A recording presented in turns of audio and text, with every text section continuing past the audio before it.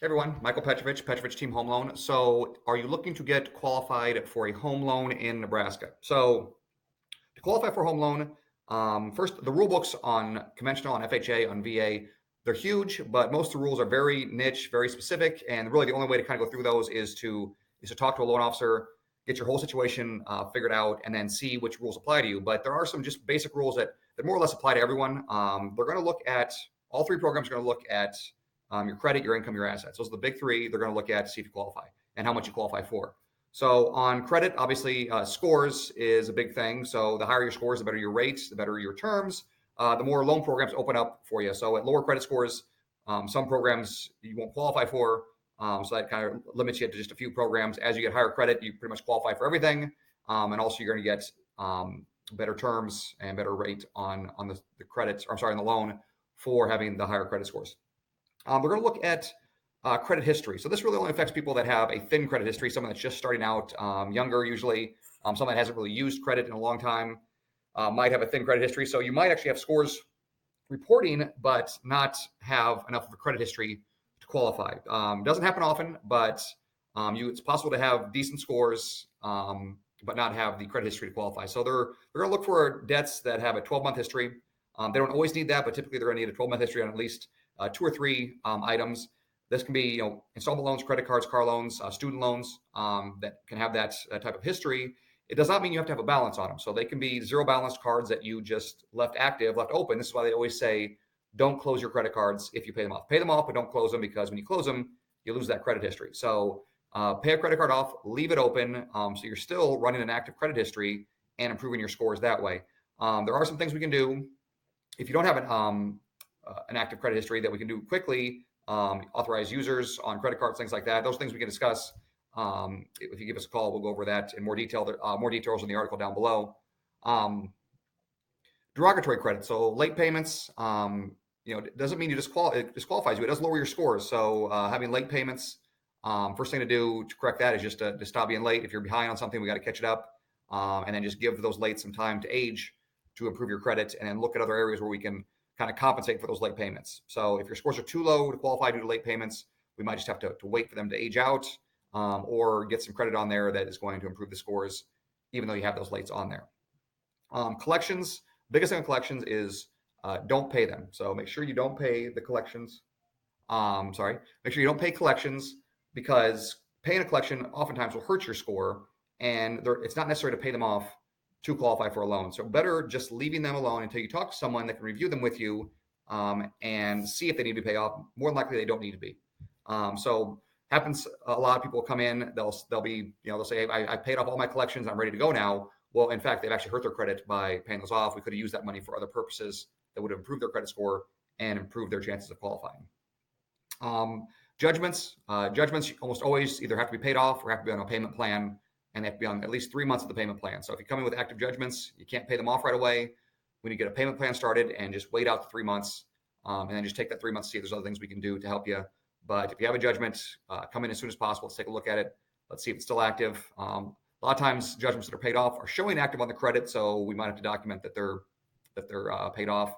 The court's just really bad about reporting judgments when they're paid off to their credit bureaus. So you have a lot of active judgments that are actually paid. We'll just go through them and see which ones are paid, which ones are active, and just verify all those.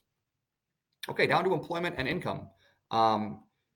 Typically, you need a 2-year history for employment, but it does not have to be a consecutive 2-year history. So if you took an extended leave, raise a family, things like that, we're sick, as long as we can show some 2 years of history, we can usually make that work, as long as that large gap makes sense. That's what they're going to do for large gaps. For a lot of job changes, you don't need 2 years on the same job. You can change jobs several times. I've had people change job eight times in 2 years and still qualify. It just has to make sense. So we just have to tell a story as to why you did that. So does it seem like you're working sporadically, or did you have a reason for those gaps? The job change, does it seem like your income's not stable, or was there a valid reason for all those job changes? Increased income, you got a job in the field that you went to school for. Those are all reasons to have a job change. If you took time off, family leave, illness, injury, those all make sense. If you got laid off and had some 3, 4, 5 months where you're unemployed, that makes sense as well. So we can just have to take a look at it and see if we can put together a good story for that. For income, salary income, hourly income, That's the easiest. Just got to verify your salary, verify your hourly pay, and we're good. We can use that. If you get commission, we have to have a 2-year average of commission. So we have to have received commission for 2 years, and we have to do a 2-year, 24-month average of that commission to use it. And if you get a base plus commission, we'll use the base.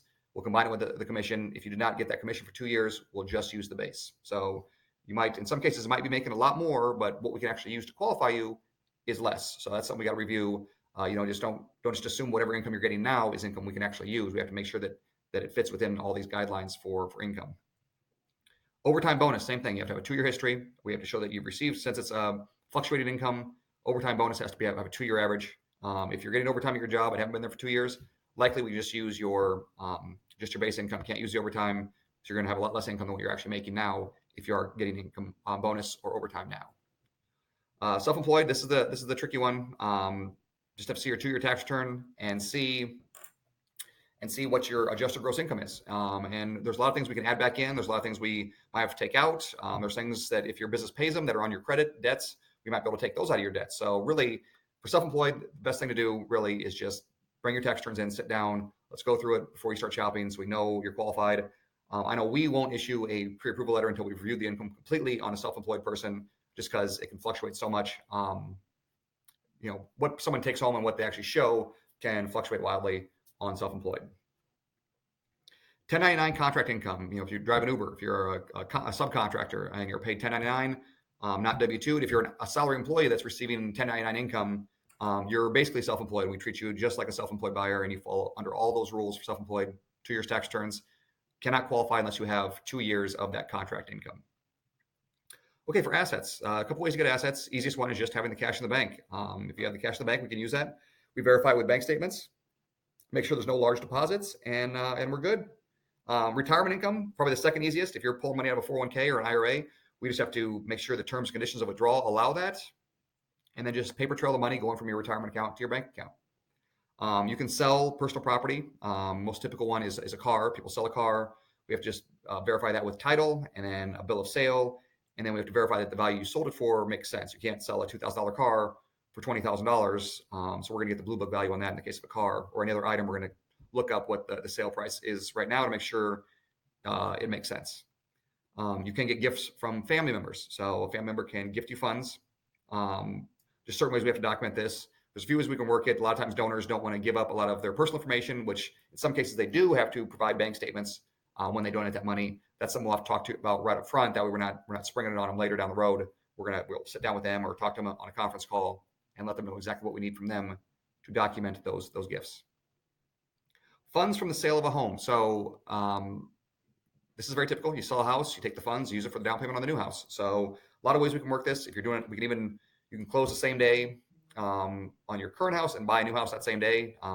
We just document everything up front for what we can, purchase contract, seller net sheet to show what you're going to make in the house. And then at closing, we just transfer the funds over to, if it's a different title company, just move them over to a different title company and use those funds for the new closing. Just got to time everything out. As long as everyone is on the same page and knows what they're doing, not a problem. Happens very often. And you can't take out loans for the down payment. This is most typically done on a house you own. So the loan has to be against secured property. That's a car, a house. If you own a house or buying a new one, not selling that current house, you can take out a line of credit, a bridge loan, use that money for the down payment on the new house, the cash flows of the new house, as long as you qualify with that new debt. All right, that was just a quick run through. Down below is a link to an article, or you're already on the article and watching this video. If you have any other questions, just contact us. There's a lot to unpack here. There's a lot more rules. These are just general ones. If you think that you might fall into one of these and have more questions, reach out to us, give us a call, and we'll discuss them with you. All right, thank you.